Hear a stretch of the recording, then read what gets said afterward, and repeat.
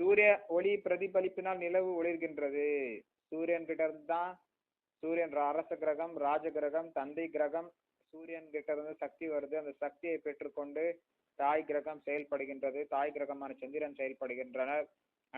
அனைவரும் செயல்படுவதற்கு முக்கியமான காரணம் இந்த சூரிய பகவான், சூரிய கிரகம்.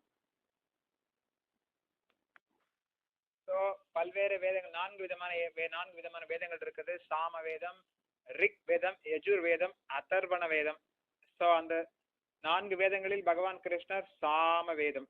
சாமம் என்பது இசையை மையமாக கொண்டது.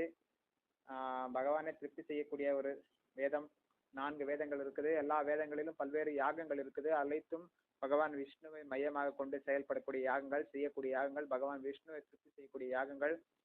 இந்த 3 வேதங்களும் 3 குணத்தை பற்றி